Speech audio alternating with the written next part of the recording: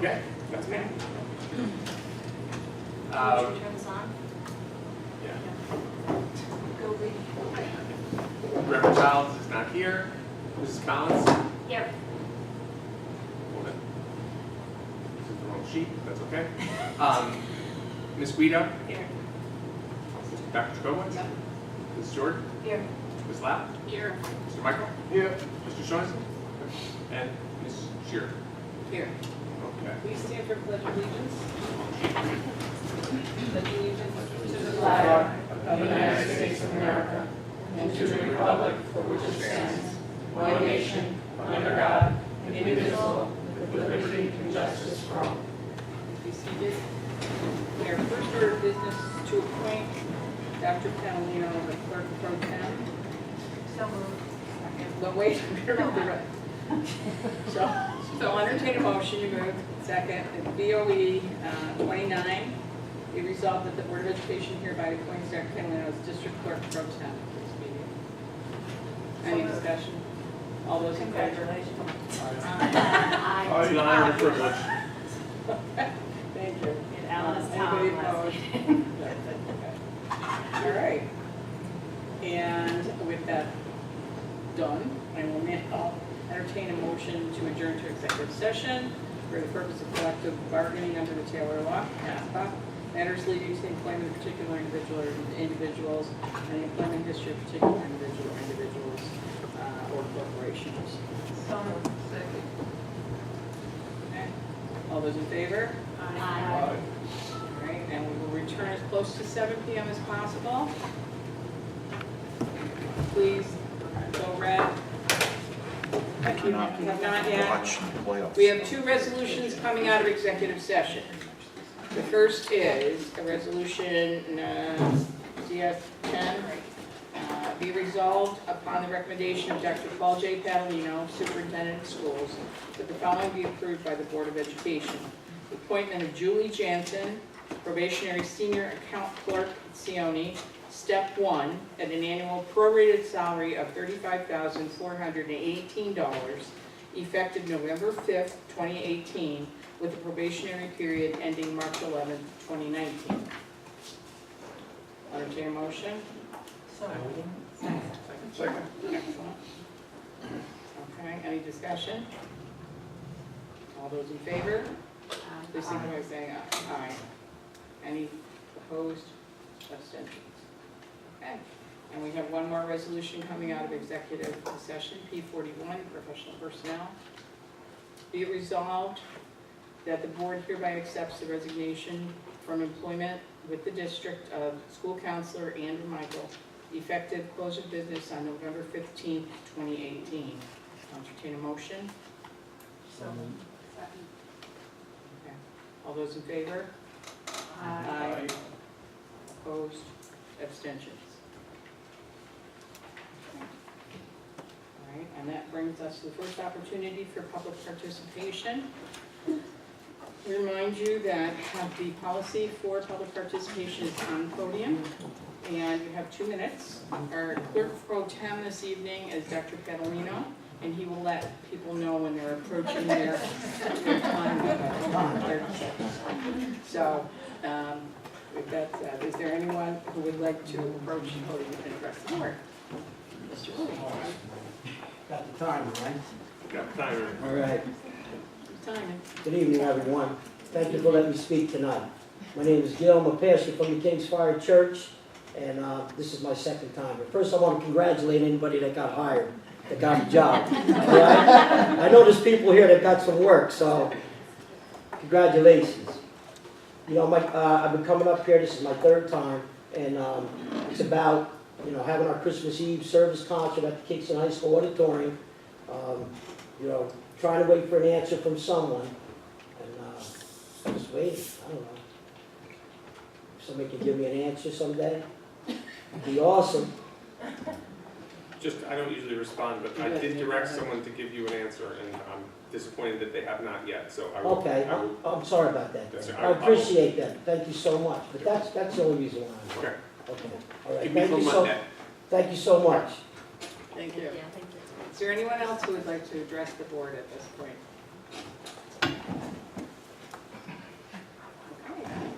Oh, sorry. Just approach. Please the mic. approach the Great. podium.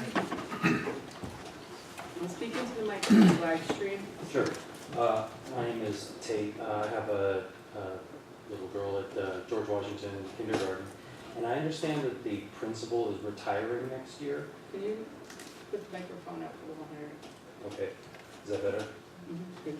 I understand that the principal of the George Washington School is retiring next year. And I was curious to find out what the procedure was like for selecting a new principal. If there was a committee that was being formed of parents, teachers, school board members, and just inquire about the process and the status and how Okay, well, parents can this, participate. okay, this is not a conversation here, but Of course. we'll certainly get that procedure out. And the search is not going to start until after the holidays. Mhm.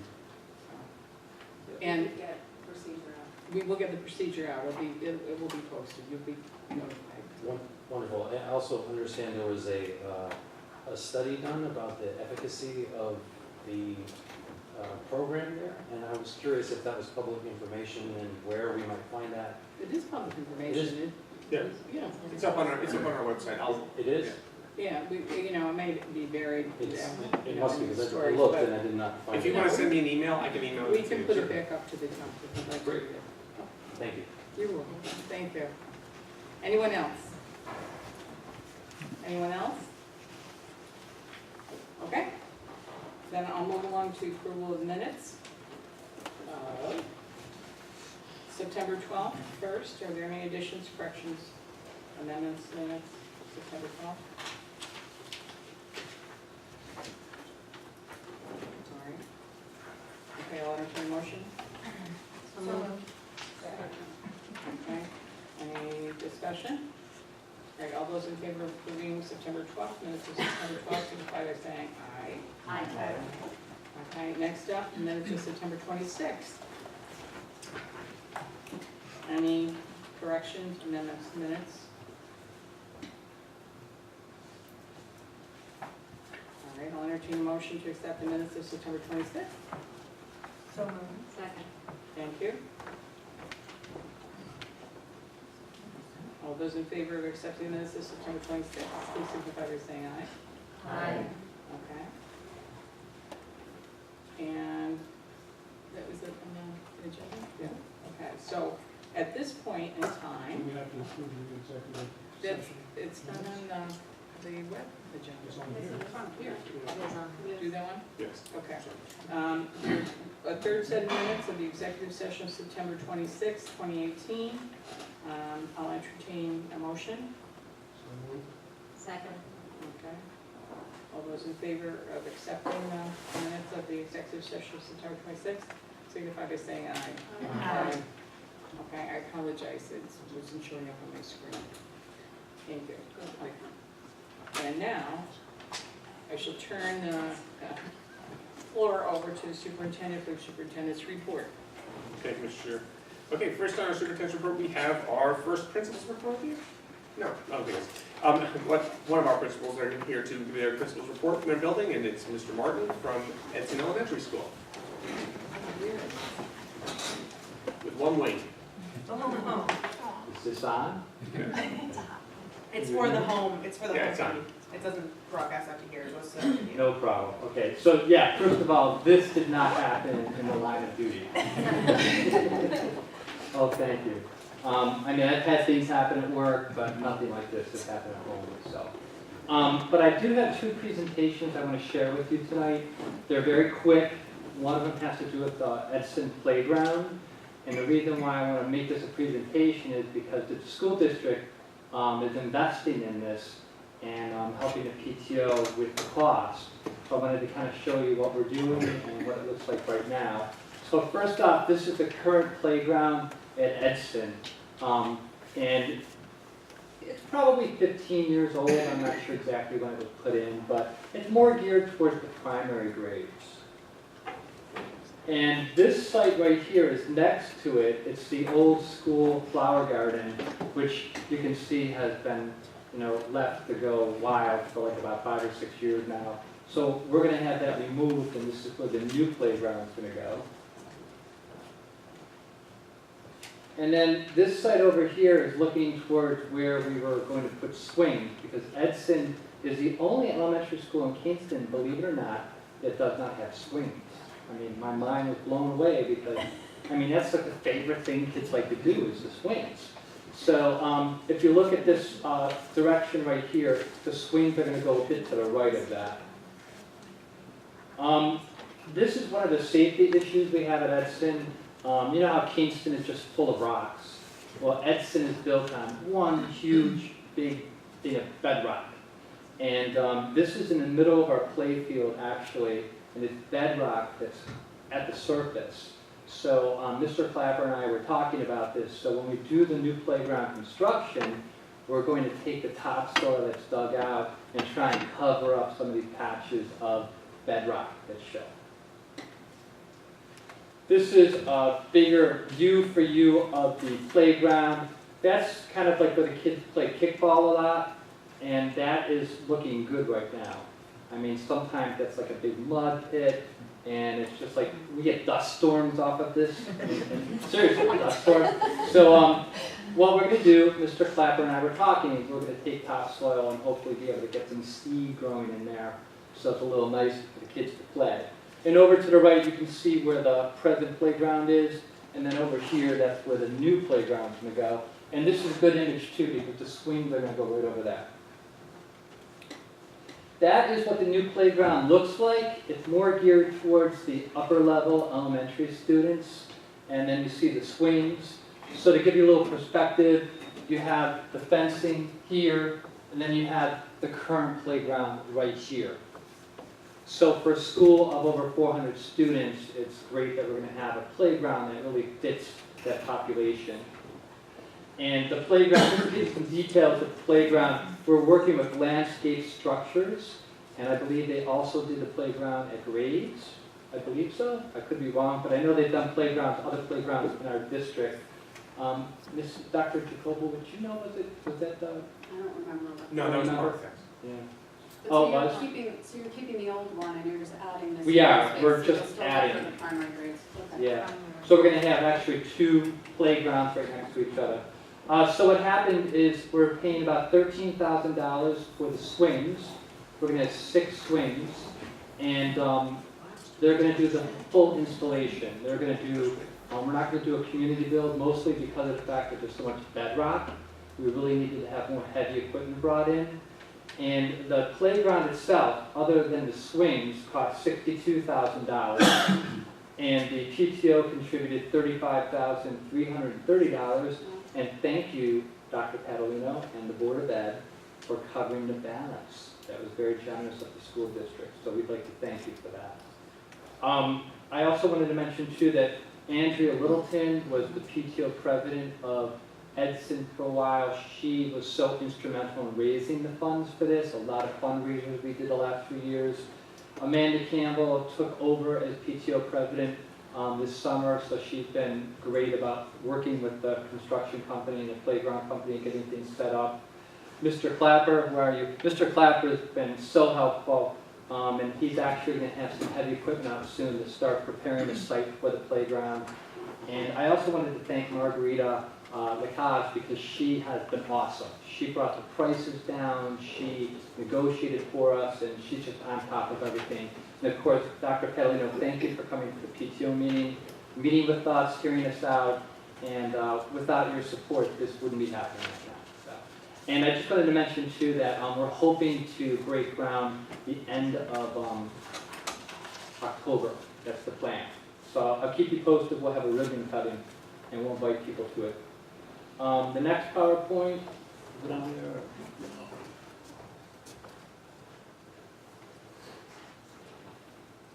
I'm sorry, I did 2 separate PowerPoints. It was just 2 different topics. This is a real quick one, but I just wanted to fill you in on something that's a new district initiative. You're probably aware as Board of Education members that we've sort of revamped district-wide how we're using our Tier 3 support system in the schools, for example, the literacy specialists or reading teachers. So just to give you a little feel for what's happening at Edison, This is a new program for our year, this school year. It's called Kindergarten Push-In, which you might be familiar with. It's occurring every day in all 4 of our kindergarten classes. Each specialist is there between 30 and 50 minutes. Most of them are there for at least one period, which is 40 minutes. And what's great about Edison is I have 4 reading teachers and I have 4 classes. So it was a great fit. So the reading teacher and the classroom teacher work together very closely. Most of it's happening in the morning when our kindergarten students are more on, because in the afternoon, as you know, kindergartners want to rest and play more. And it started the 2nd week of school. And I also want to thank the Office of Teaching and Learning for supplying a lot of the things we needed to implement this program. We have tables and chairs and carts, so it was great.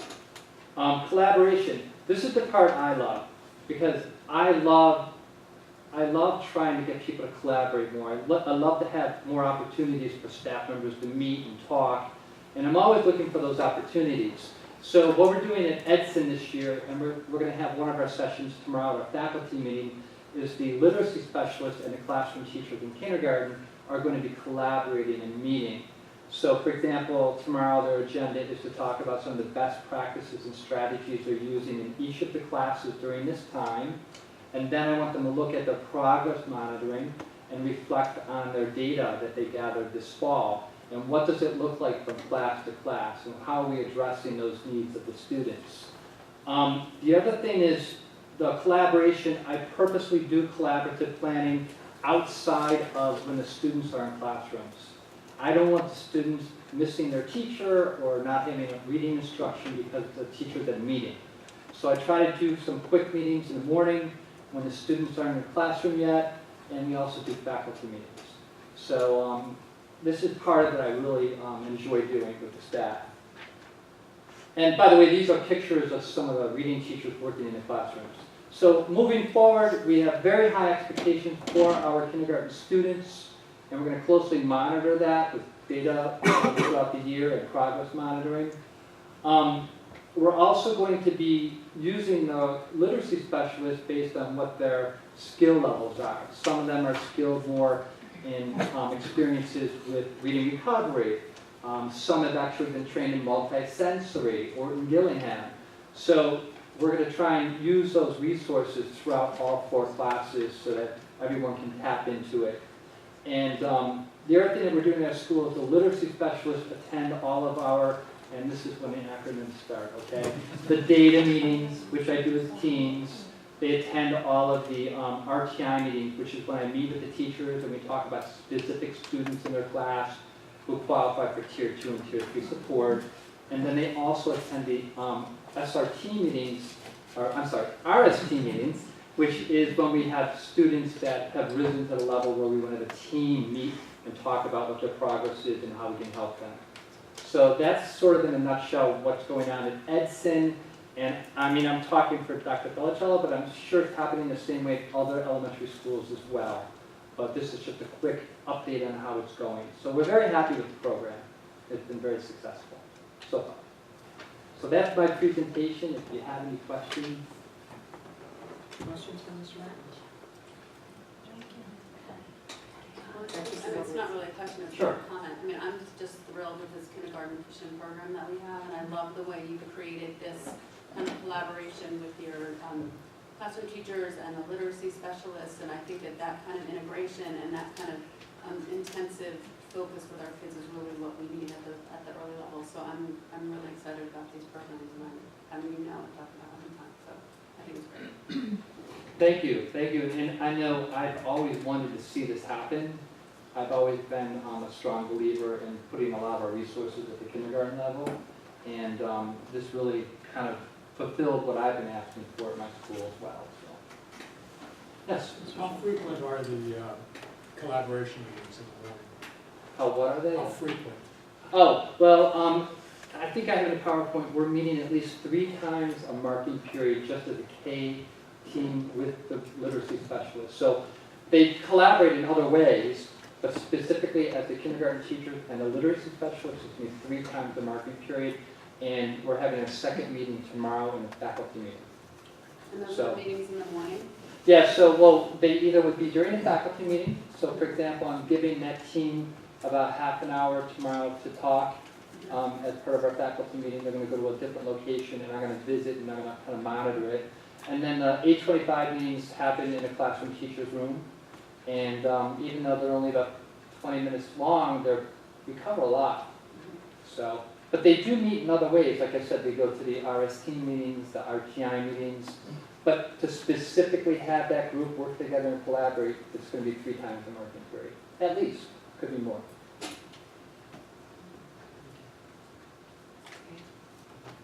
Thank you. Well, thank you very Thank much. Thank you very much. How long will the playground take? What's that? How long will the playground take? They're saying it's gonna take maybe 4 or 5 days to build it, maybe less. But it's really, Mr. Clapper is going to tell me later this week what the ground situation is, so. Before the snow flies. I think We're planning to have it done by the first week in November. And there'll be a ribbon cutting? we're gonna have a ribbon cutting, so we'll let everyone know when it's going to be. So we're pretty excited about it. Okay, great, thank you very much. Thank you. I have the big scissors. No, I literally have the big scissors. Okay, next on the superintendent's report, we have our friends from BBL and CS Arch to talk about the Second Century Project and the Mahar Project. Or no, we're just talking about the Mahar Project today. Just Mahar Project. And Mr. Clapper and Harley have decided to be twins tonight.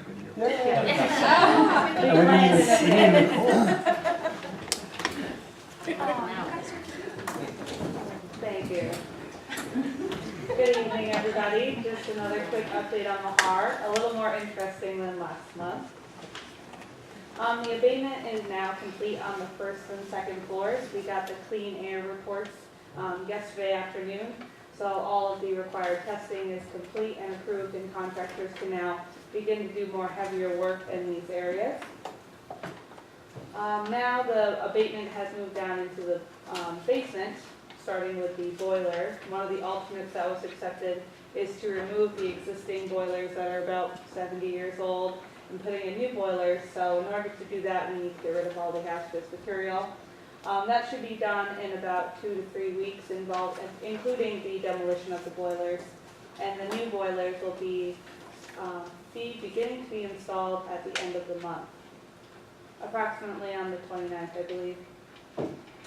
General demolition is continuing in other areas. They couldn't do heavier demolition before abatement was complete. You're not able to disturb the hazardous material until it's all properly removed. Now that that's done, bigger things such as walls and floors are coming out, really transferring into the space that you will be seeing at the end of the project. Demo is expected to be complete by the middle of the month. And then right now we do have some framing and track is being laid out on the second floor. And the elevator excavation is supposed to be beginning next week or the week after. They have to take down what is going to be the new entrance. They have to take down what is there right now in order to begin the excavation. And in the office, contractors are continuing to provide submittals and getting their materials on site. So once they're ready to move forward with something, everything's there and they have no holdups on their end.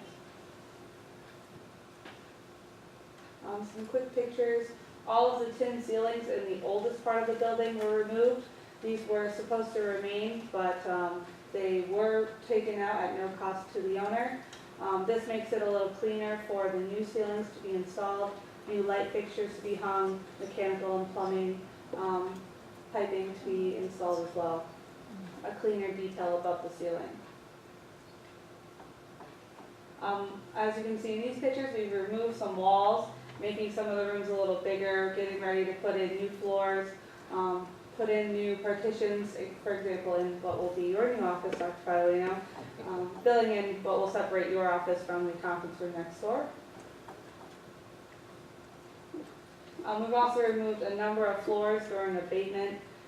These came out and they will continue to clean up these floors so a new floor can be installed correctly and cleanly, and infill the areas such as right here where shelving and mechanical units were. These will be infilled so the floor is flat for new tile, carpet, whichever goes in the space. The bathrooms are looking a little rough at the moment. Don't worry, they will not be like this in the end. There was a lot of hazardous material in here behind all the plaster, so now that that's done, these can be cleaned up, floors can be fixed, and these will transform into new offices on one side and new bathrooms on another. Don't worry, they won't look like this. And as I said, we do have a little bit of wall framing going up. There is more now. When I was over there today, starting to put more up and get ready to take down some other wall base and some electrical stuff in the way, but this is continuing. Does anybody have any questions? I know that was a little fast today. Yeah.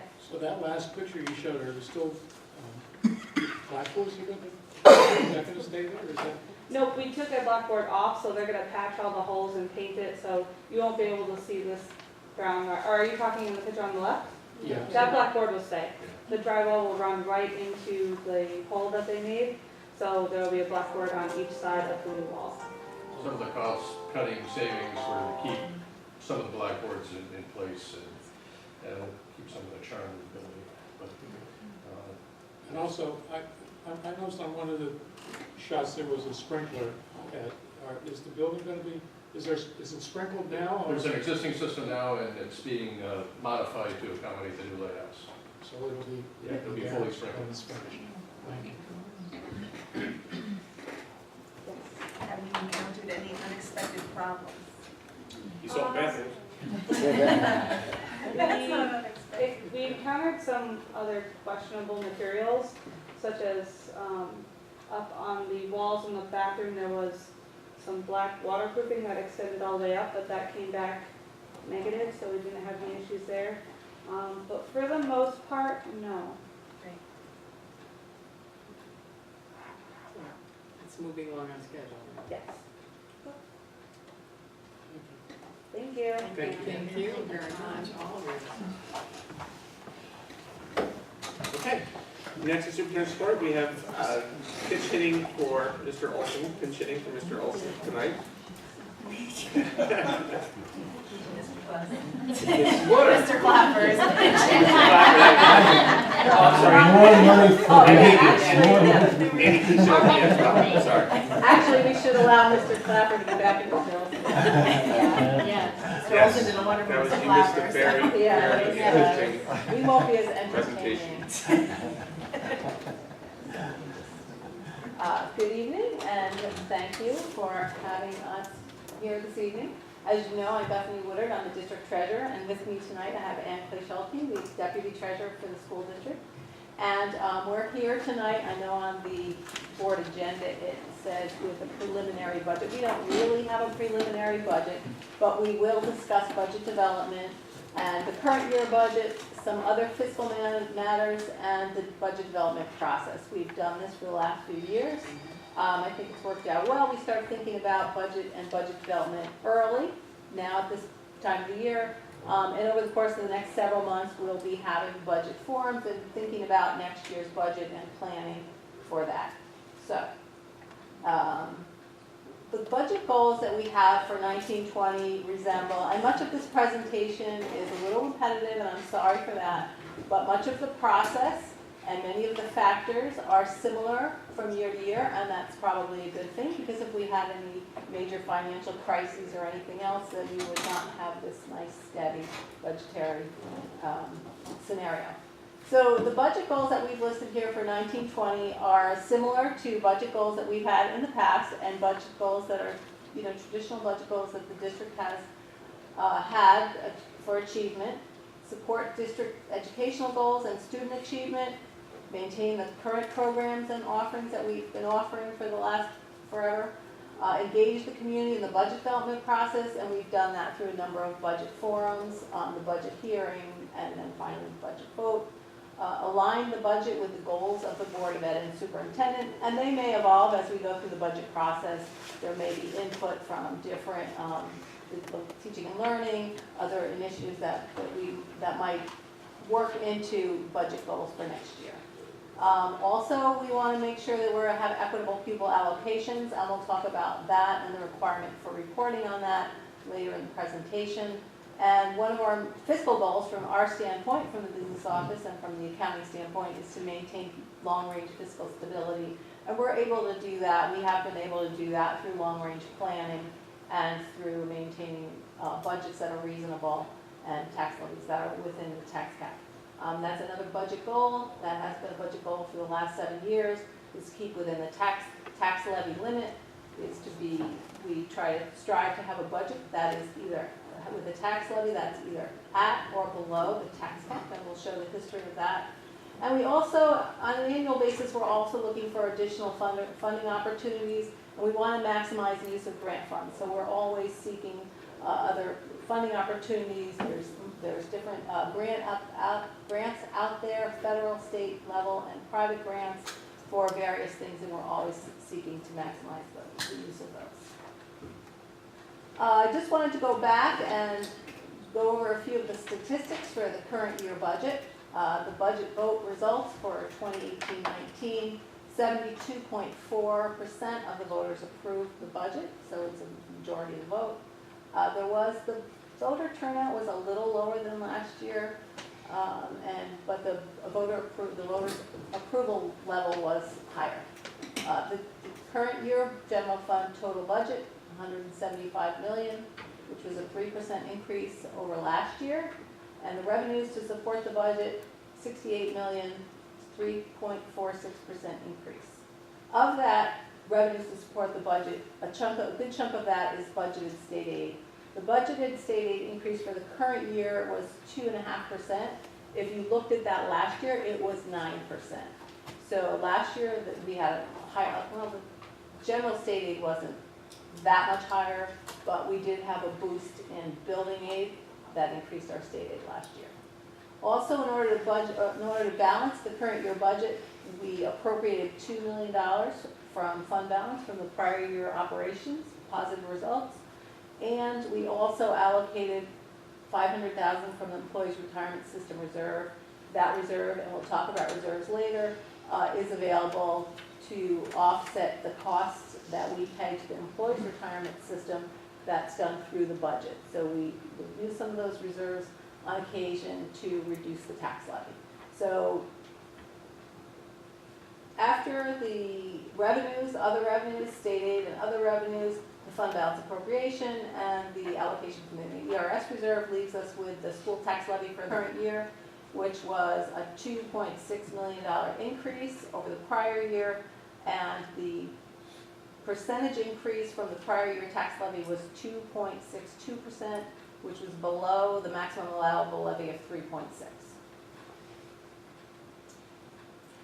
This graph just shows our 6-year budget history. As you can see, oops, that was not the one. Okay. The budget is the highest line. This shows the budget increase over the last 6 years and the total budget dollars. The orange shows the tax levy, and the red shows the revenues. The revenues include state aid plus other revenues and the allocated fund balance. This is just that same chart shown so that you can see the slope of the general fund budget has increased in the last, these 2 years. This increase was generally these 2 years. Part of the increase here is a little steeper because we have increased our debt service with the recent capital projects, not only the high school project. We actually paid off the other one, so mostly the high school project. And then the prior year also we had an increase in the tax levy due to higher insurance rates, health insurance mostly, and employee benefit rates. This chart shows the actual tax levy change versus the tax levy limit. And you can see for the last 6 years how this chart shows that the tax levy limit, how volatile it is. It ranges all over the place, and you can also see from this chart that in every year we have either been able to levy a tax levy that is at, only 1 year was at, that was 14-15, in the other years, we were below the tax levy limit. And as you know, the tax levy limit is a calculation, it's not 2%, it's a calculation, and Dr. Catalina will go over this 20 times before the next budget vote, as to how that calculation is derived. There's a number of factors that go into that calculation, and some of those changing factors are what makes this so, the changes so different between those years. And here you can see how it spikes up and down. And it's difficult to anticipate what that's going to be from one year to the next. In each of these years, there were different factors that influenced the tax levy limit, and we've been able to come up with a tax levy based on budgeted revenues and expenses that's below that. In this year, there was an exclusion for TRS. The TRS rate went up by over 5%. It was a $1.3 million increase in the TRS budget. So we were able to levy a higher percent with that exclusion. This year we had an increase in pilots. So each of these increases are based on different factors within that calculation. This year, in 16, 17, and the current year, those increases in the amount that we can levy are increased due to the capital tax levy, based on our capital projects. And also this year, the CPI was higher than it's been. So that factored into this equation. Also, the lower years, the factors were low, the growth factor was low, the CPI was low, and so the tax cap was low, and we were still able to stay below that tax cap. So talking about taxes and the tax cap and school taxes, I just wanted to bring a few things up since we're in the height of our tax collection season this week. These are a couple of things that offer school tax relief to our taxpayers. And school tax relief comes really in two different types. One is the exemptions that the district has offered and the board has approved are the veterans exemption and the expanded senior citizens exemption. And these type of exemptions offer school tax relief for people who really need it. And they result, however, in a shift of the taxes to the remaining taxpayers. I just wanted to give a brief history of the alternative veterans exemption, which we've been offering for the last 4 years. We have 1,754 veterans and or spouses, widows, have benefited from that for a total savings of $635,000. And the expanded senior citizen tax exemption, the current year we had 484 exemptions for a total savings of $679. Since this has grown, not substantially in dollar value, but it really has enabled several more people to have exemptions that really need it. And the current year, we've talked about the last several years about the different laws regarding school tax increases and the state reimbursing for the school tax increase. In the first few years, the state reimbursed taxpayers, STAR eligible taxpayers, for the difference in their school tax bill. And then it was the difference in their school tax bill plus the difference in their general tax bill. And then the law changed and there's a new 3-year school tax relief program. Last year was the first of this program. It was changed. And it's a 3-year program, and this school tax relief is based on, well, there's actually 2 types of school tax relief: STAR credit and property tax relief credit. And unlike the other exemptions that are sanctioned by the district, these are reimbursed to us by the state. So actually we're not fully STAR credit anymore. So if anyone purchases a home now, applies for STAR, they will no longer get the STAR amount deducted from their tax bill. They'll get a check from the state. The state has been good about sending those checks out around the same time as the tax bills come out. It's been confusing to people taxpayers who compare their bills to their neighbors, because there's a significant difference between a neighbor who just bought a house, their bill, and the neighbor who has been getting STAR taken off their bill and will continue to get it taken off of their bill. But the state has been good about getting those checks out with the intent of having taxpayers having the check to pay their school tax bill. The second property tax relief credit is determined upon the school district staying within the tax cap. So because we've been tax-free compliant each year, our school taxpayers that are STAR eligible have been eligible to receive an additional payment from the state. And this year, there are stipulations. It's income-based. The stipulations are that the district, number one, district will comply with property tax cap, which we file that compliance in July every year. The homeowner, it's an income, there's an income limit of $275,000. And it says have paid your school taxes in 2018, but they sent the checks out before many people have paid their taxes, so I guess they're not really too strict on that one.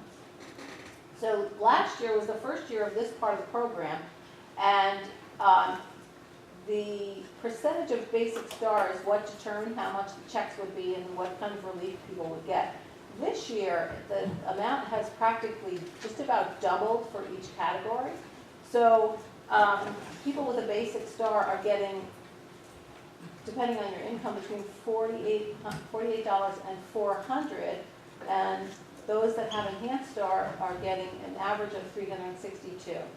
So I know that I've received my check, and many other people that we've talked to have received this check from the state. And in many cases within our district, that check is higher than is more than their taxes went up. So people should be happy about that. Okay, so getting into budget development, we just want to talk about the budget development process. It's kind of a continual, ongoing process. It begins with public input and budget forums. Well, we start working on things before that, but we will go through budget input, public input, budget forums prior to the actual development of the budget, and as we present various drafts of the budget. But initially, we start with a review and assessment of the current budget. We're constantly looking at the current budget. Even 2 weeks after it gets voted on, someone comes in and says, we need this, we need that, so we're always thinking about the next year's budget. We look at programs, what programs we have, the co-curricular, interscholastic. We have to look at staffing levels, class size, building level requests. Some of these factors are unknown at this time and are difficult to project 10 months from now or 12 months from now, but we do our best to come up with these as we go along through the process. Transportation and facilities needs. We also have to look at BOCES programs, what BOCES programs we're offering and services that we're purchasing from BOCES and where we're going with those. And then we have fixed costs, and most of our fixed costs include salaries, and they're all based on contractual obligations, employee benefits, retirement system, health insurance, social security, and then of course we have our debt service payment, which is probably one of the best known because we have debt service schedules. And then once we get through drafting a budget and putting in some of these factors, then the Board of Ed will review and approve, and then we'll go to vote. And this is just a chart showing the cycle and how it's a continual cycle. At this point, we're looking at the prior year budget. We're analyzing the prior year budget, seeing if there's anything major that sticks out that we need to change. When we start working on the template, we have a template that we're working on. We'll start with the factors that we know, contractual agreements, other things that we're aware of at this point. Many of the things we won't know until early in the new year, but we'll start with what we know. Then we'll be evaluating school and department needs, enrollment trends. In probably February, hopefully, we will have some idea of state aid estimates, and we'll have to calculate the tax cap and see where we'll be then with that. That's due on March, but state aid estimates, sometimes we don't have them in time to do that, but we will. Then, as time goes on, we continue to update with all new information that we have. Health and retirement costs, we don't usually get those increases or changes until early in the year. Finally, we'll be reviewing and revising to meet the goals, superintendent board goals. Board adoption will take place in April. Voter approval will be in May. So that's basically the cycle of the budget. And then, of course, Beyond that, administering and monitoring the budget, which we do on a continual basis. Budget basics. Budget basics is we have to have a balanced budget. So we start with the expense drivers, and basically the main components of the budget are staff salaries, employee benefits, we have student disability costs, debt service, transportation, all of our texts and student supplies, contractual operations and maintenance, don't want to forget to come on. And on the other side, to support that, we have state aid revenues, other revenues, which include interest, tuition, we have pilot and tax interest that make up a good portion of our other revenue sources. And then the balance, we always look, and we look at the appropriate, how much fund balance we can appropriate from the prior year towards reducing the tax levy, and the balance would be the tax levy. And this is just a pictorial of the revenues that support the current year budget. As you can see, state aid, we only make up 36.8% of the revenue to support the budget. Other revenues, 2.4%, $4 million, that includes those other factors. We have pilots, interest, some tuition from other schools. BOCES refund has been pretty substantial over the last few years. And then we also have the appropriated fund balance we discussed, and the appropriated reserves from the Employees Retirement System reserve, and the balance, again, is the school tax levy that we levied for the current year, and that was almost 60% of the total appropriation. For the budget, this chart has changed just a little bit, but it's basically the same as it was last year and probably the year before. The biggest part of our budget is our human resource. Labor costs are about 75% of the budget, and the other categories make up the balance. We have about 6%, 7% BOCES services, transfers to other funds, transportation, debt service, and contractual and tuition, textbooks and supplies. But the bulk of the budget is dedicated to our human resources. And of the labor costs, the 75% of labor costs, that can be broken down further by the components that make that up, and that would be total salaries are about 60% of that, health insurance is a big chunk of that, and there's also retirement, Social Security, and other benefits. So we're required to pay that on all of our, in addition to the salaries for human resource costs.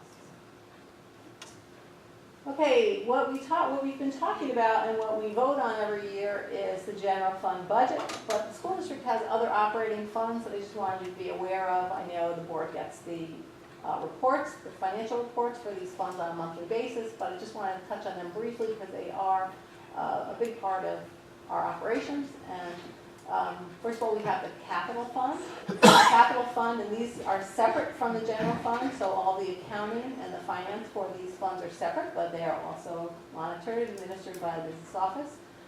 Anytime you have a voter-approved project for capital, that money or that allocation is set aside separately in a capital fund. So right now, in our capital fund, we have the remaining allocation for the Second Century project. We have the Mahar allocation in the capital fund.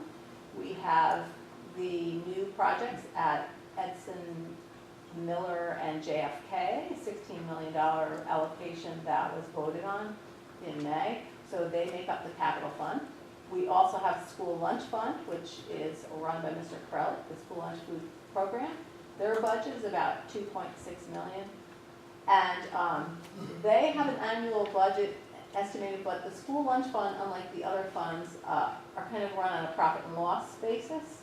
They operate on an annual basis 1 year. The capital fund just continues on until the project is completed. So the school lunch fund, although they operate on a profit and loss, they are limited to the fund balance.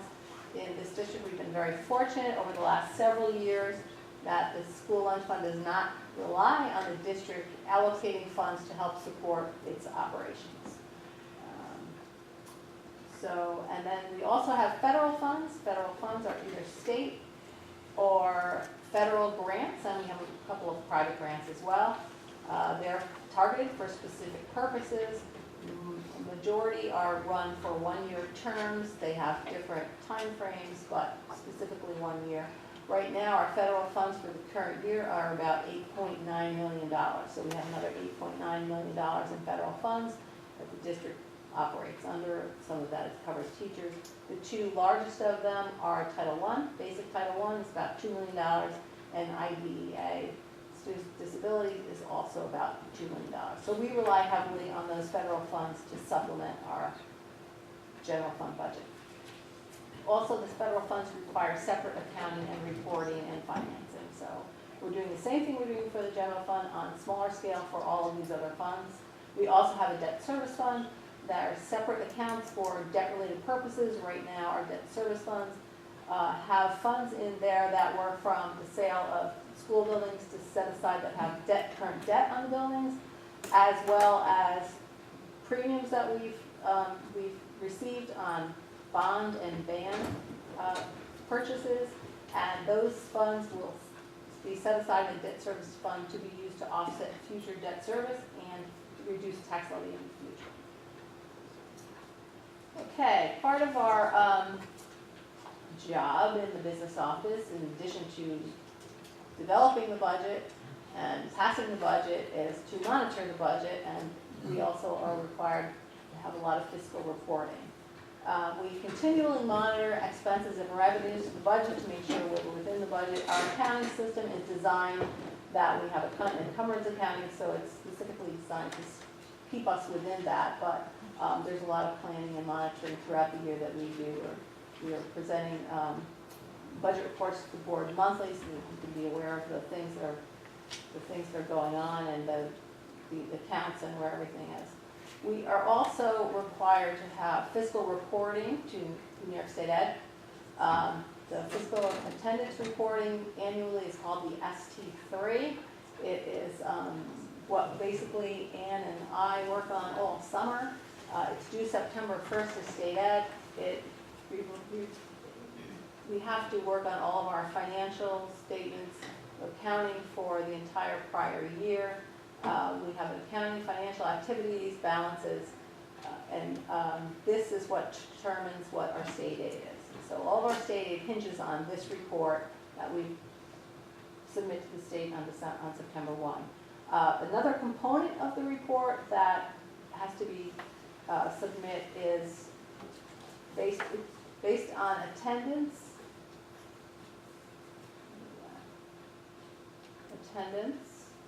and other enrollment data. So that is a key factor also in our state aid for the upcoming year.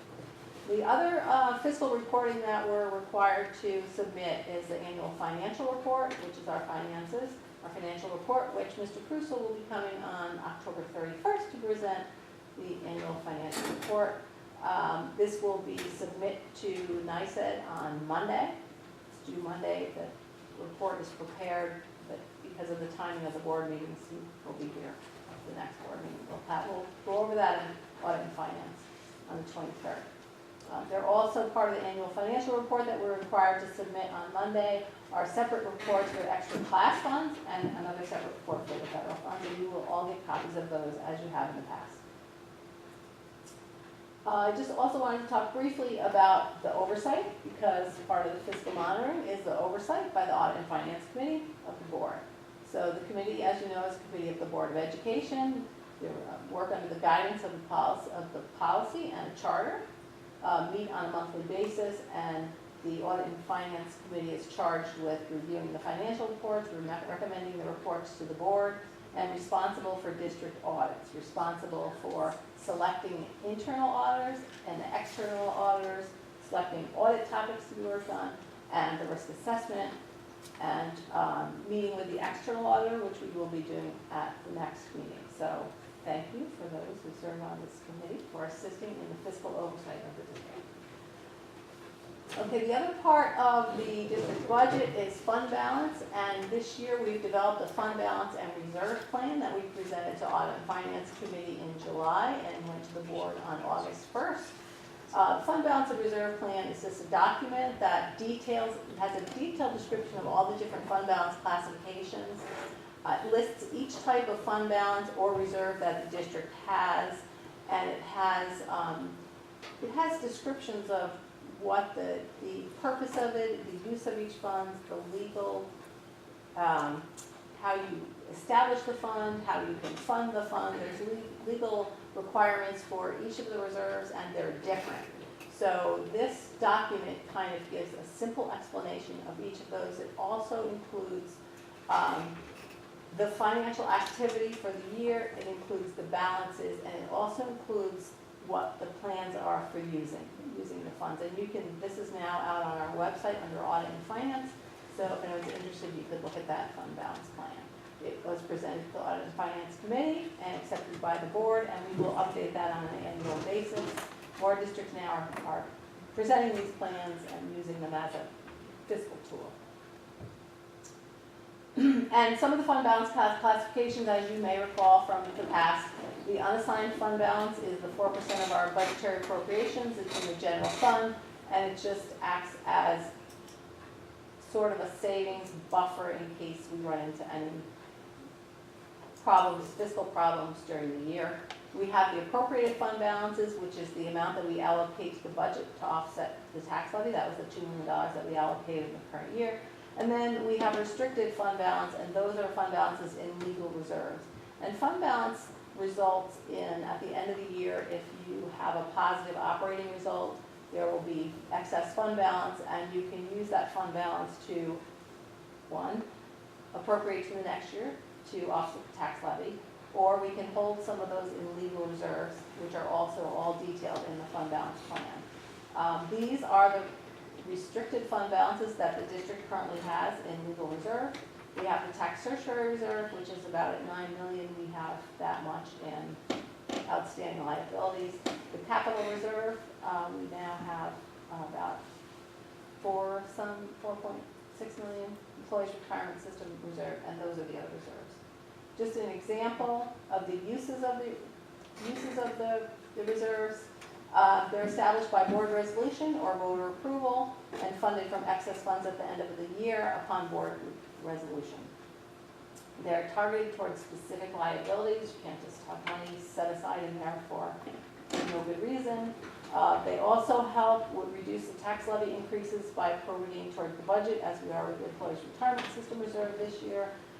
We use them to avoid large tax swings from year to year that might result out of unexpected liabilities. Also, they reduce the possibility of fiscal stress and maintain fiscal stability. When we publish our financials for the market, when we go out to bond and borrow money, they want to see that you have sufficient reserves to show that you're financially stable. They also provide a source of cash flow for the district, and that's especially important at the beginning of the year when we're waiting for tax revenues and state aid to come in. These are just a couple of examples of the reserve fund uses, and these are more detailed in that fund balance plan. The capital reserve funds, we had 2 capital reserve funds, one in 2015 that was voter approved, and one in 2018 that the voters just approved. From the 2015 reserve, we were able to fund the Mahar renovation project and $5 million towards the JFK Edison and Miller program. And then this past year, when we had $3.8 million left in an appropriated fund balance, and the board voted to appropriate that to the capital reserve fund. So we now have about $4.6 million in the capital reserve fund to be used to offset future capital projects. We also have a tax certiorari fund, which is reviewed and adjusted annually based on outstanding tax cert petitions and legal settlements, and the Employees Retirement Reserve Fund, which we discussed earlier. So a few of the budget considerations early on that we have to think about for 1920, and these are fiscal considerations that are typical every year. State aid projections and the building aid for the Second Century project. We are now already receiving building aid for phase 1. We'll be looking to finalize the final reports for the field house and the other 2 projects at the high school within the next few months. We also want to make sure we're maximizing state aid, and we're going to be dependent upon the foundation aid formula and the funding by the state. We'll also have to consider the tax levy limit, the maximum taxable levy. We have to look at our fixed costs, contractual obligations, and finally, whatever state and federal mandates may impact our upcoming budget. One of which is the new formats and requirements under New York State School Funding Transparency and ESSA, Every Student Succeeds Act, financial transparency requirement. And these are going to be requirements beginning with 1920. They are going to require the districts to break the budget down into per pupil expenditures by school. We're going to be required to have our 1920 budget in by school format, and then to report our 18-19 actual expenditure for the current year with per pupil school district data in December of next year. So this is going to require us to revisit how our budget is designed and formatted, which actually is, our budget is aligned with New York State accounting guidelines, with New York State budget codes. So we're waiting for guidance on how this is going to work, on how defined the per pupil expenditures for each school is going to be, whether it's going to be just the instructional codes, whether we're going to have to break down expenditures by school, including custodial staff and maintenance expenses and everything else. So this is going to definitely be a budget consideration for next year that we're going to probably have to start working on very soon. And some of the goals of this new requirement are to provide information to enhance transparency of financial information, accountability for school improvement efforts, local decision-making, and understanding of best practices, opportunities for improvement, and potential value of examining per pupil information and by school, and then you'll be able to compare spending across district and align with district goals. It's important for communities to understand what the new data means and does not mean from schools. That's all we have. No wonder Alice was away today. Any questions? This is Jordan. Well, first of all, thank you for your clarity. You're actually much better than the state training. Well, maybe I can put in your time. But I do have a question. You said that pilots are an asset, and I don't understand how they are an asset. No, I said they're revenue. They're revenue. A revenue. So I meant a revenue, we right. bill for the pilots Who do we bill? separately. We bill the holder of the pilot. Right. So if an entity has a pilot, say the head trauma center, Right. we bill the head trauma center based on whatever's in that pilot agreement. So they don't have a school tax bill, but their pilot, the amount of their pilot is estimated and goes into our revenue. Okay. So we have a schedule of pilots, and So it's like part of the tax bill, but it's just separate as the. no, The payment in lieu of taxes. In lieu of taxes, in right. lieu of taxes, so it's not on a tax bill. So it's not So on when the we tax take our total revenues, we add up what we get from the state, and we add up other things like interest and pilots, and then whatever the balance is, that's what you have to levy in taxes. Okay, So- so that's a separate stream, and so the taxes they would have paid then get distributed amongst all the other taxpayers. Do those taxpayers, though, then eliminate the veterans and the senior tax people? Like, if we have pilots, so the taxes they would have paid are distributed to the taxpayers, basically, right?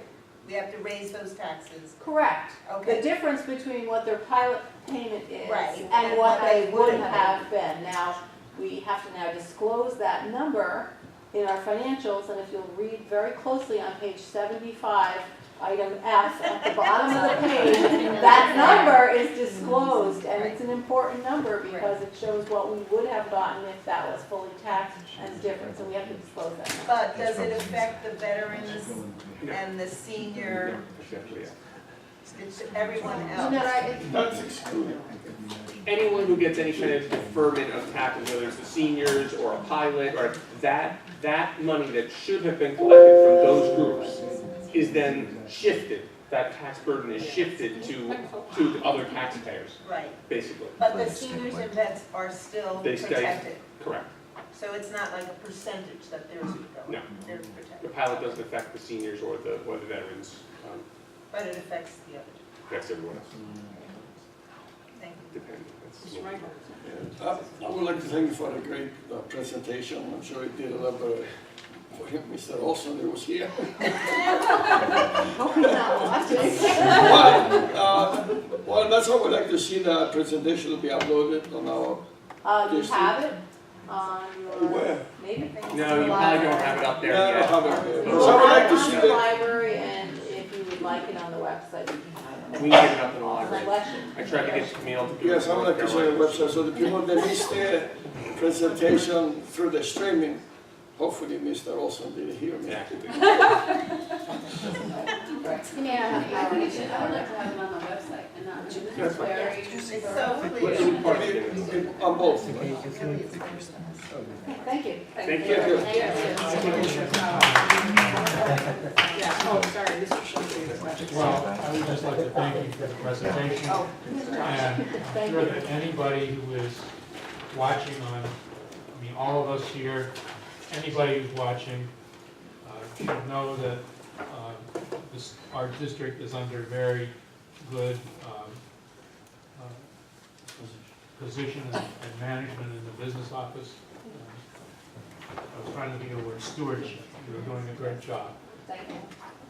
Mr. Michael? Yeah, I would like to add also that the district is being audited as far as this fiscal stress, and we're in an excellent position. That's what Mr. Shaughnessy was trying to say. So thank you for doing your job. Thank you. Thank you, Thank thank you you. very much. Okay, as we continue in the superintendent's report, one final thing, but I do want to agree with Mr. Shaughnessy and Mr. Michael that our business office is, I say, we usually clapping for Tom. No pun intended. But yeah, Mr. Olson, Mr. Schulte, and Mrs. Woodard are just, I call them the big three. They take care of our money here in the city school district, so I appreciate everything they do. I did. So the last time we met, I gave you a kind of a hard-to-read version of the enrollment. Again, I was just going to get some highlights on this. This is a little easier to read. I will say my skills aren't that great, but I did get some help. So this is a little easier to read, just because I'm just going to hit some highlights, and I didn't get this to you till today, so if you want to look it over the next couple of weeks, we can talk about it more in depth next week. But the highlights really, as of today, this really isn't as of today, this is as of the 4th, but as of the 4th, our total enrollment is 6226. Actually, I checked for today, our total enrollment as of today is 6234. Last year at this time on the 10th, it was 6203. So we are 31 students higher than we were last year. The elementaries, our total enrollments, Kingston High School, our total enrollment is over 1,909 students. Elementary total students is about 2,400, 2,382, and middle school is 1938. I do again point out we are about 200 higher. You can believe this. We have about 200 more students at Bailey than we do at Miller. Thank you. One of the main goals we try to achieve every year is that K2 22 or fewer. We had a lot of struggles this year, and more than the past. Well, maybe not more than the first year, but more than the last 2 or 3 years, I'd say. We do have 4 sections district-wide that are over 22. We have 3 of the 4 sections at Mr. Martin's building, kindergarten, Edison, are at 24. And we have 1 section at Graves, which is second grade, was at 23. So, that was late enrollment, those kind of things. We do have also, one of the things that makes it difficult is difficult working with special permissions is not knowing about late entrance into schools. So we have 5 special permission students in the kindergarten at Edison, where if we take them out of the mix, we're at 22. So we give them permission, and then you have new enrollers. So we try, and I know John and I go back and forth about this all the time. In the summer, do we let them in? Do we let them in? Do we let them in? Thinking about special permissions, and we try to do our best to get parents to bring their students where they want them to go. If they want special permission, we can provide transportation. So we always kind of err on the side of rolling the dice, and we did that, here again. So we have 5 special permissions, which would have brought us down to that 22. But other than that, across the board, we're below 22 at K through 2. Some places very manageable in the high teens, mid to high teens, really. Those were our 4 challenges this year. I'm working with Dr. Felsow to get some teacher assistant help into those classrooms for those teachers. Those are the highlights. So those are kindergarten classes with no TA support right now? Yes. And, so you're working to get TA support for each of those classes? Yes. full-time? We're looking to get at least at some level. Maybe not full time, maybe it'll be 2 split or 1, that kind of thing. Thank you. Any other questions, Mr. Shaughnessy? How do we have one pre-K student at Crown? It's a really good question. Where is it at? On the first page, on In the this. blue. Kindergarten. Versus grades K through 4. Third. Oh, that's Third okay. chart down. Yeah, I don't know. That's a mistake. Their own class. That did jump out at me. I should have saw that. Mrs. Jordan? Does Edson not have any special ed classes? Edson? Actually, yeah, they have 1.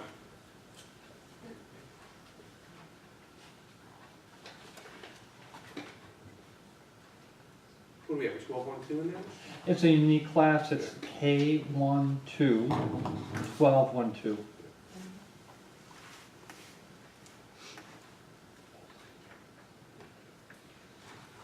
Any other questions? Dr. Jacobowitz? And my memory is that, and I think we talked about this a little bit, is that each school has a floating TA or has a TA TA at large. that the principal can really assign. And so, I'm seeing some higher class sizes in some of the upper grades, which, happens. So like grade says 25, all of their 4th grades is a 3rd grade. It's all 3rd grades they're all 25. So I'm assuming that in that school, that principal is able to allocate the TA at large to help support those classes. Yeah. Okay. That was the point of the TA at large creation a few years ago, was to give the principals some flexibility with some of their stuff. And sometimes it may be, I'm going to put the TA at large for the first 10 weeks in with that class, see how it goes, and maybe after I'm pulling them out and I need them in a kindergarten because it's at 22. Right? So it's up to the principal. We really want to give them the autonomy to allocate the resources within their buildings, so we can give them that kind of resource and then let them use it as they think is most effective. Any other questions? Mr. Shaughnessy? So on the first page, the second category, grades 5 to 8, what are the 5 SE, 5 INT, and 5 SC? That's in each category. Yeah, so SC is the special education students. The INT are the integrated students, and the SC are your superintendents.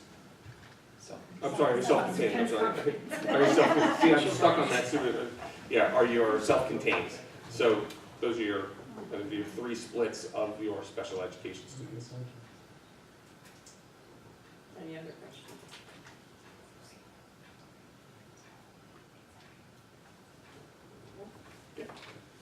Again, I'd be more willing to have a deeper conversation next time after you've had time to review this. Duly noted. And I'll give it to that pre-K student that processed Poor kid. That's right. it. That's a one student classroom. Okay, so, I don't know if we broke the record for longest superintendent's report, but it's close. So we'll move from the superintendent's report now to the consent agenda. Okay. All right, are there any resolutions that any trustee would like to pull from the consent agenda?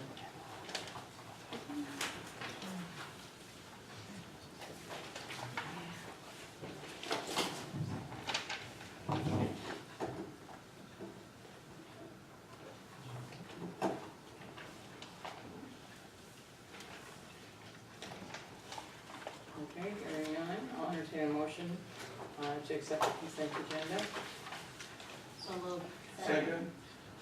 Okay, any discussion? All right, all those in favor of accepting the consent agenda, signify by saying aye. Aye. Opposed? Abstentions? Excellent. And I don't see any donations. All right, but thank you very much, because I know you would love to read them if we have. Ready to go. Brings us to the, I do have one comment. oh, okay. So I did want to comment that we have a new assistant principal at Bailey Middle School, and she is here with us tonight, and her name is Shelly Ann Heredia, and she is right here, so if you stand up, so you can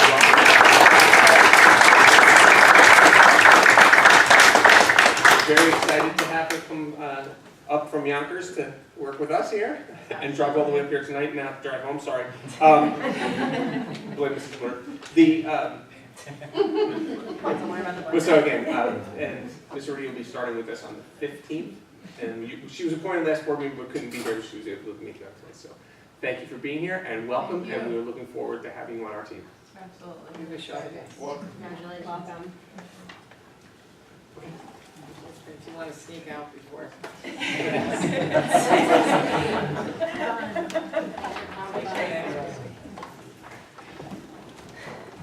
Okay, that brings us to the Board of Education. And we have a report from the Policy Committee, and I wanted to ask that Mrs. Jordan and Ms. Guido, because we did not have Mrs. Collins at the last meeting. We missed her, she was having fun, we're unsure. But she set it up so perfect. She did. It was as though She did. It was the shortest policy meeting we've ever had.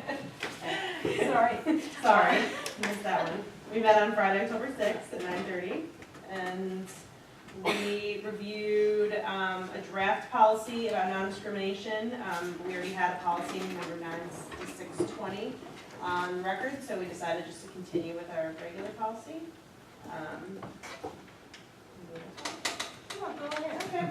We made some changes proposed by Mr. Burge to policy number 1900, school family community partnership. NICET has suggested some changes to the policy, and it's up for first reading tonight due to some minor language changes in that policy. And we are pending legal input on another policy we're working on sexual harassment and regulations. Yeah, just to make sure it complies completely, because it was very similar to another policy that we already had. So it might need a few tweaks just to come into line with the current regulation, but it seems to be the same. And that's why it was so quick. Our next meeting is in November. First Friday in November. First Friday of November. November 2nd. Thank you very much. Any questions for Ms. Jordan or Ms. Guido? All right. Page in lieu of it, or? Thank you very much. First reading. The first reading. First reading. Okay, which brings us to old business. Is there any old business any trustee would like to raise at this time? Dr. Chakowitz. We're still waiting for the letter, the superintendent letter from the time facility. Oh, I read it and put it back. You want, I don't know if it's supposed to. You want to? Now you know what it says. Yeah. Well, okay, I'll just give you For a the 10 time second, capsule, yeah. from time capsule. It actually wasn't a letter to the superintendent. It was a letter from the city of Kingston historian from 1938.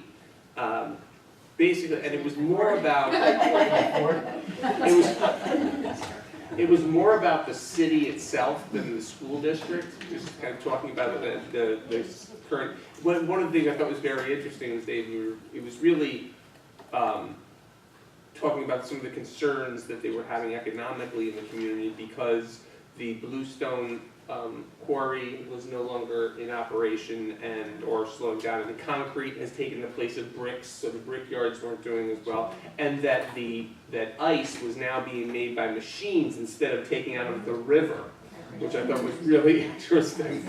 So, and then I can't remember who I spoke, I think Mr. Reinhardt I spoke to, and I think maybe it was Mr. Reinhardt, his grandfather or I can't remember what I talked to him about, that they used to do that, they used to go down the river and they would cut the ice and haul it up to the stores.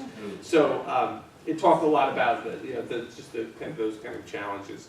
But the other thing that I thought was interesting was also in the envelope was a small guide to the Kingston City schools. And it was like all the principals, it listed all this little thing like this, and when you opened it, the staples all rusted out, so it opened it all fell apart all over the driveway. But I picked that. They talked about the principals and the teachers, and one thing I thought was funny was, J.W. Bailey, Frank Mahar, a lot of the buildings that we have, their names are all in those books as teachers and or principals at the time. The other thing I thought was interesting was how many of the SUNY schools were called normal schools, and that normal schools is a teacher college, so it's funny, Geneseo Normal School, New Paltz Normal School, Plattsburgh Normal School. That's such an old-fashioned term. A lot of people don't even know what it means anymore. But so. Yeah, so I'm sorry, I took it, I read it, and I brought it back to the safe, but I'm afraid to copy It would it. be neat to put on the website. I don't know. You could do a picture of it, photo it.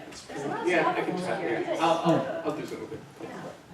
So I want to say something as far as the ice business. It wasn't sold to the local stores, that was big business, was shipped down to the city. Oh, okay. Big boats. That was big money then. Sunday nights. Cutting ice out of the river. Also, there were huge barn-like stuff. Yeah. Stored.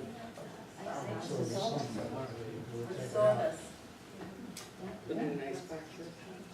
Well, they had big ice racing. So that was what was in the envelope, sorry. Thanks for the reminder, yes. Yeah, thank you. Any other old Over business? there last week, because I remember everyone was waiting. Any other old business? Okay, which brings us to new business, and before we entertain comments from the rest of the trustees, under new business, I have an addendum to P38, professional personnel. It is additional substitute teachers we just received today, so I will read the resolution. Be it resolved upon recommendation of Dr. Paul J. Paolino, Superintendent of Schools, that the following substitute teachers be approved by the Board of Education. I'll entertain a motion. So, Okay. All those in favor? Aye. Opposed? Abstentions? Okay, thank you. And now, any other new business from the board? Mrs. I don't know Collins? if this is the appropriate time, but in looking at the agenda, I have a suggestion/request. I see that we hired or appointed about 15 people to work at CALP.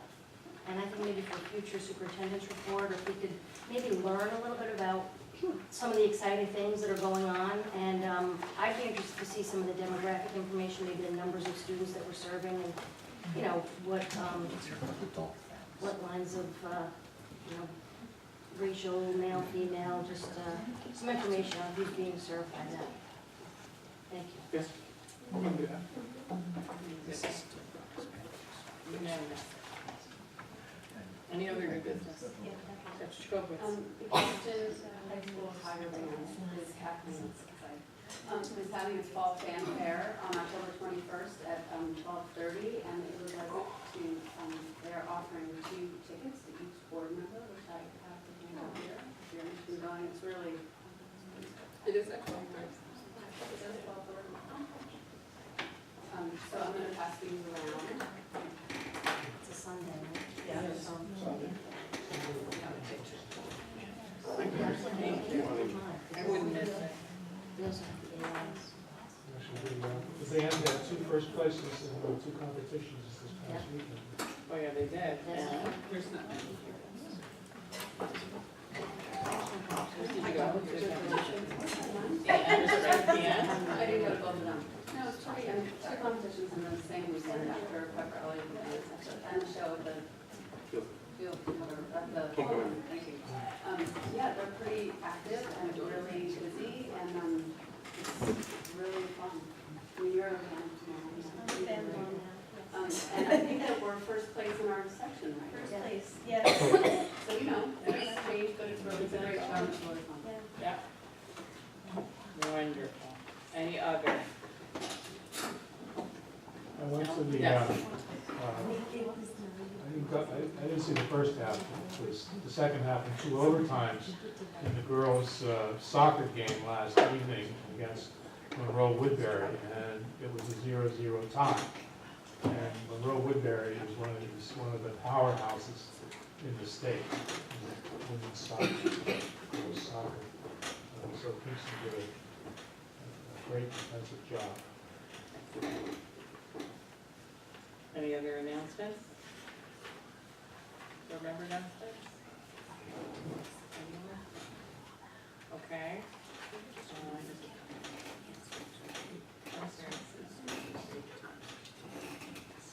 Oh, yes, I should let you know, next Wednesday, just the board is having a retreat and, we scheduled for 6 to 8:30 because, I know it's a very long day for the district staff are staying on. And we wanted to make it late enough so that people who are working, I know I've luxury being retired, people who are still working, they have an opportunity to get in. So, And there will be an email to follow. I will follow up with an email and I will ask for volunteers. So, I may be very late, but okay, you can bring dessert. gluten, dairy, free dairy. That's not that. Okay. I'll get an email out there. All right, thank you very much. So if there are no other board announcements, we've reached the second opportunity for the public to participate. Is there anyone who would like to address the board at this point? Please approach the podium. Same rules we outlined before. All right, I don't see any takers. So with that, I'll entertain a motion to adjourn. Second. All those in favor? Aye.